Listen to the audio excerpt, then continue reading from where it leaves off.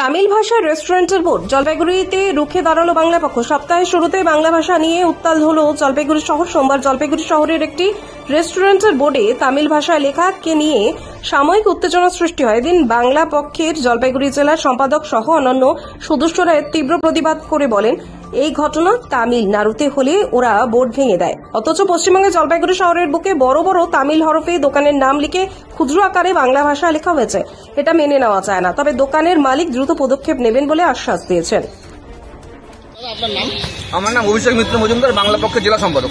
তো হ্যাঁ বলছি কি সমস্যা? আচ্ছা, এবার আমি বলি, এখানে একটা মানে এদিকে তাকে বলে একটা তামিল লুক দেওয়া হয়েছে, ওই জন্য মানে তামিল ভাষা বা তামিলেই, কিন্তু আবার তামিলে এটাও চলে যে তামিলে মানে তামিলনাড়ুতে বা সাউথ ইন্ডিয়াতে যদি কোনো অন্য ভাষার লেখা হয়, ওরা গিয়ে কিন্তু সেটাকে ভেঙে দেয় বা তার মধ্যে কালো রঙ লাগিয়ে দেয়। এটা আমরা সাউথ ইন্ডিয়াতে থেকে অভ্যস্ত, কিন্তু আমরা সেই পথে যাচ্ছি না। সিদ্ধার্থদা আমাদের বিধানসভা সম্পাদক সেটা বলল, আমাদের যে মালিক ওনার সাথে কথা হলো, উনি আমাদের সাথে এগ্রি করলেন, ওটা হয়তো আজকের মধ্যে সমস্যা মিটে যাবে। তো আমাদের কথা এইটুকুই যে যেটা তামিলনাড়ুতে স্বাভাবিক, মানে ওদের রাজ্যে যেটা স্বাভাবিক, তো আমরা সেটাই দাবি করছি, সেটা যেন এই রাজ্যে স্বাভাবিক হয়। মানে বাংলা ভাষা যাচ্ছে না, বাংলা ভাষা সব থেকে উপরে থাকবে, সব থেকে বড়ভাবে থাকবে।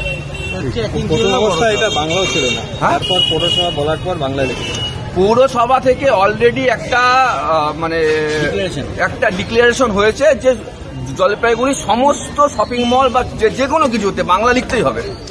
এটা ইমপ্লিমেন্ট হবে হচ্ছে মহালয়ার দিন সকালবেলা থেকে, মানে ভোর থেকে, এই শুভলগ্ন থেকে এটা শুরু হবে। তো তারপরে তো এগুলো এমনিও ভাঙতে হবে, সেটা পৌরসভা প্রশাসনিকভাবে করবে।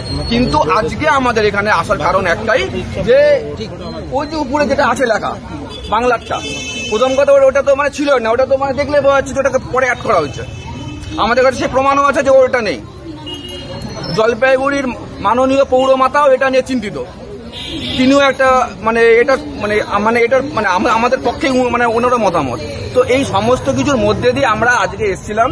কালকে ওনার উদ্বোধন, আমরা জানি না যে কোনো একটা বিশৃঙ্খলার মধ্যে দিয়ে ওনার ব্যবসা শুরু হোক।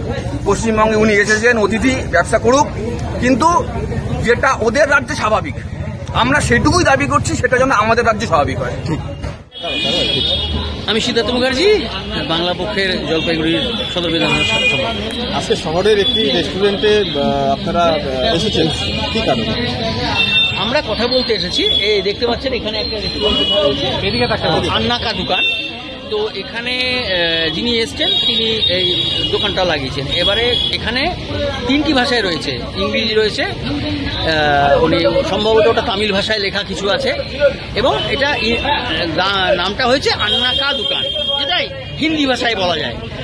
এবং ওপরে সবচেয়ে খারাপ যেটা, ছোট ছোট করে বাংলায় লেখা, যা ওটা সম্ভবত ছিল না, এটা রিসেন্ট লাগানো হয়েছে হয়তো আজকালের মধ্যে। আমাদের বক্তব্য হচ্ছে, যেখানে পৌরসভা ইতিমধ্যে ঘোষণা করে দিয়েছে যে আগামী মহালয়ার সময় থেকে সমস্ত দোকানে বাংলা ভাষায় লেখা, এটা একটা বাধ্যতামূলকের ব্যাপার হয়ে গেছে। তো সেক্ষেত্রে নতুন একটা দোকান হচ্ছে, সেখানে বাংলা থাকবে না, খালি ইংরেজি থাকবে বা অন্যান্য ভাষা থাকবে। তো এটা গ্রহণযোগ্য নয়, বা এটা মেনে নেওয়াও যায় না একজন জাতীয়তাবাদী কর্মী হিসাবে।